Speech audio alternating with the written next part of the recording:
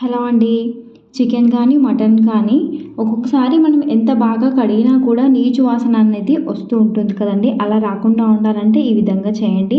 First తేగానే కొంచెం salt వేసేసి ఒక 5 నిమిషాల పాటు ఆ సాల్ట్ మొత్తం దానికి పట్టేలాగా కలిపేసి ఆ చికెన్‌ని గానీ, మటన్‌ని గానీ పక్కన పెట్టేయండి. 5 నిమిషాల తర్వాత మంచినీళ్ళు పోసి 2, 3 సార్లు కడిగినట్టయితే చికెన్‌లో ఉన్న నీచు వాసన మొత్తం పోతుంది. మనం కర్రీ చేసినా, ఏం చేసినా కానీ టేస్ట్ అనేది చాలా బావుంటుంది. ఒకసారి ట్రై చేయండి.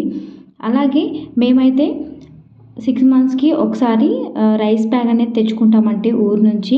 ఇది ఓన్లీ ఇయర్లీ ఒక్కసారి మాత్రమే పట్టించుకొని పెట్టుకుంటాం రైస్ మొత్తం సంవత్సరానికి సరిపడా. అయితే ఇది 50 కేజీల బ్యాగ్ అండి. అయితే ఈ రైస్ మొత్తం పురుగు పట్టకుండా ఉండాలని చెప్పేసి మేము మిల్లుకు వడ్లు పట్టించేటప్పుడే బియ్యం పట్టిన తర్వాత అందులో కొంచెం రాళ్ళ ఉప్పుని అలాగే బోరిక్ యాసిడ్ పౌడర్‌ని కలిపి పెట్టుకుంటాము. అలా చేయడం వల్ల పురుగు అనేది పట్టకుండా ఉంటుంది. ఇక్కడ చూడండి నేనైతే నాకు డైలీ వాడడానికని చెప్పేసి కొంచెం రైస్‌ని ఒక డబ్బాలో తీసి పెట్టుకున్నాను. ఆ డబ్బాకి మూత అనేది టైట్‌గా ఉండేటట్టు చూసుకోవాలి. అదేవిధంగా నేను బియ్యాన్ని నాకు సరిపడా తీసుకున్న తర్వాత మళ్ళీ ఈ మూటని టైట్‌గా కట్టేస్తాను. అందువల్ల పురుగు అనేది పట్టకుండా ఉంటుంది. ఒకసారి మీరు కూడా ట్రై చేయండి. బియ్యానికి పురుగు పట్టినట్టయితే సాల్ట్, బోరిక్ యాసిడ్ పౌడర్ ఉంటుంది కదండీ!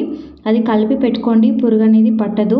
ఈ చిట్కా మీకు నచ్చితే గనక చిన్న లైక్ చేసి మన ఛానల్‌ని ఖచ్చితంగా సబ్స్క్రైబ్ చేసుకోండి.